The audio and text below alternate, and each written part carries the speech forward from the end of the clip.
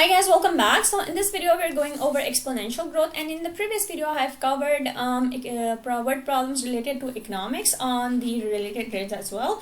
So if you haven't checked that video, make sure to check that out by clicking on the I button.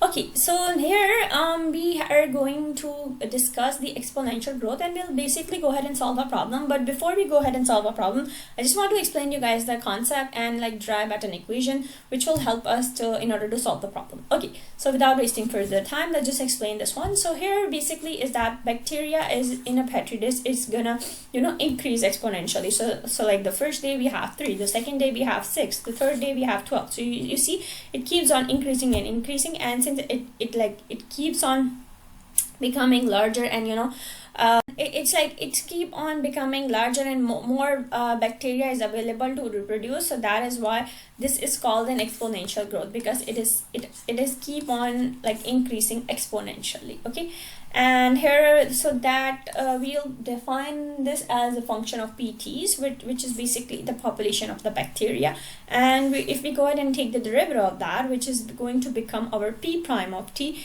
And what does P prime of T represent? So the P prime of T basically represents the instantaneous rate of the population. Okay, at what rate it's gonna change at a specific moment in time. Okay, so like if I want to put it in some simple term, that would be like how quickly is the population growing like right now, if I were to give you like a certain T value. Okay, so here P prime of T is proportional to the current population. So like in general, Y of T is the population or quantity at time T and the rate of change of Y with respect to T. Okay, so since it's proportional to the size, so if we go ahead and take the derivative of that, so like Y prime, it's basically gonna give you KY. Okay, so because our equation, so PT, that is like if we go ahead and take the derivative of that, so we basically get KY. Okay, so here what is our Y then?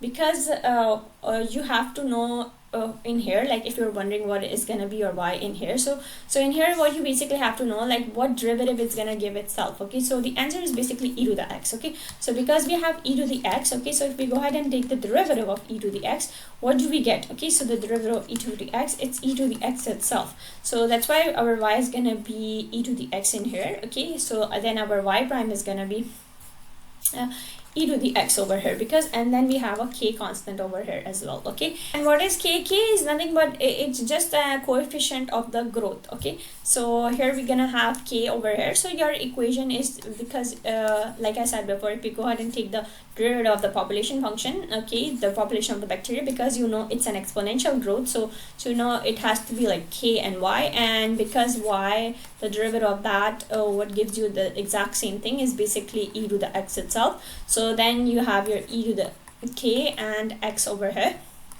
like this. Okay, and here your k, it's gonna be, if you go ahead and take the derivative of this expression over here. So for example, if you have e to the power of 2x, so the derivative of that is basically going to be 2e to the 2x. Okay, right? So the derivative of 2x, we take it like this, we have to bring the 2 down.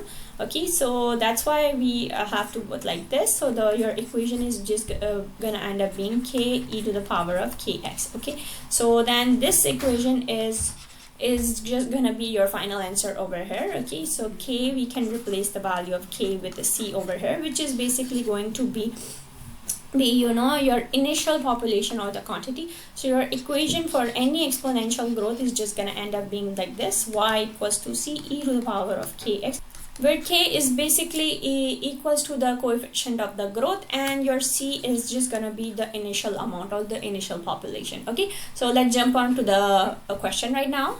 Question over here: a population of 10,000 grows at a rate of 2% per year. What is the model? Okay, so here for the model, you're basically going to write, like I said, so your yt is just gonna be, so that is just gonna be, like I said, so that is just your exponential growth formula over here, right? So here since your growth rate is basically 2%, so your k value is 0.2. Okay, and here your initial population, so your c value is this one. Okay, so you just have to write your equation as this one. So you're just gonna write 10,000 e to the power of the growth constant. Okay, and this is just gonna be t. So this is just gonna be an expression for this exponential growth over here. Okay, so let's say if I ask you in 10 years if I want to calculate the value of the population, okay, so then you're just going to plug in 10 inside this equation in here, okay, and then you're going to basically figure out the value. Okay, so that is basically what you have to do. Okay, so now we can move on and do a word problem in detail. Okay, so moving on to this word problem over here. So we are given the population, okay, of 2 years. Okay, so we're given in 1950 and 1960, these two population that we are given, okay, in millions over here. And model the world population assuming the growth rate is proportional to the size. What is the relative growth rate? Okay, so here we basically have to figure out the growth rate, which is the value of k over here, because we're not given the k value over here, but however we're given the points. Okay, so if we're gonna let t equals to 0 at 1950, okay, so we're letting the t equals to 0 at 1950, so that means we're already given the value, okay, for t equals to 0. Okay, so then we have for the population, when we plug in 0, we are given this value over here, but yeah, that has to be in million. Okay, so because we are already, because our PT is in millions, okay, so we don't have to write million over here, so that's why I just wrote like 1560. Okay, so here, okay, and similarly if we go ahead and plug in 10, so we already have the value of this one as well. Okay, because 10 for the next year that we have is 1960, because the difference between them is 10 years if we take this one as t equals to 0. Okay, so now like I explained it to you guys, that the population is basically represented by this equation that we have over here, like because it is an exponential growth as well. Okay, so here since it's represented by this equation, and we already know that c value is basically the initial amount, and we know that p is equals to 0, we get this value over here. Okay, so that means our c value, we just figured it out. Okay, so I'm just gonna write it like this. Okay, so we just figured it out. Our c value is basically this one, where our t is going to be 0, because this is our initial value. Okay, and our job basically in this question is to figure out the value of k, because we have to figure out the growth rate. Okay, so that is basically the value of the k. Okay, and here our t, so now we know that we know one of the points, so now we know that if we go ahead and plug in 10 into this equation, so we get this p of 10 value that we have over here.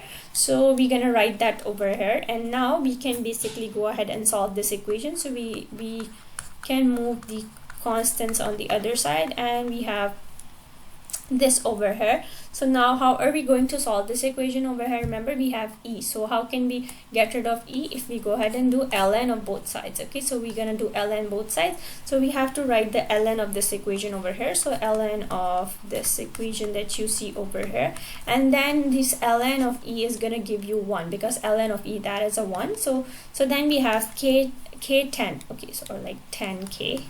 Okay, so now what you have to do is basically, if you want to figure out your k, so you have to divide this whole expression with a 10. Okay, so now this is just gonna be your k value. So if you go ahead and plug this whole equation into your calculator over here, so then your k value is just gonna be approximately equals to 0.017185, which is basically equals to 1.7% year of growth rate. Okay, so then your final answer is just gonna be your initial amount that they already given you, and this is your growth rate that you just found with a t. Okay, so that is just gonna be the equation that is represented by this problem over here. Okay, so now use the model to estimate the population in 1993. That means, because we took this one as t equals to 0, so that means our t value is here in here, it's just gonna be t equals to 43. Okay, so that means we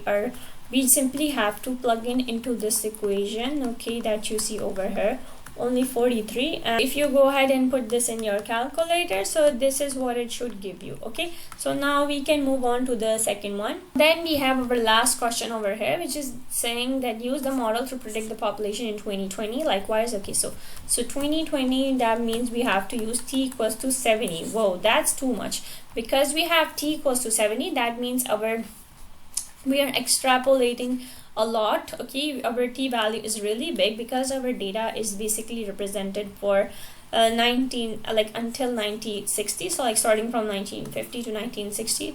So but here we are extrapolating like at t equals to 70. That's a lot, so it won't go ahead and give an accurate results though.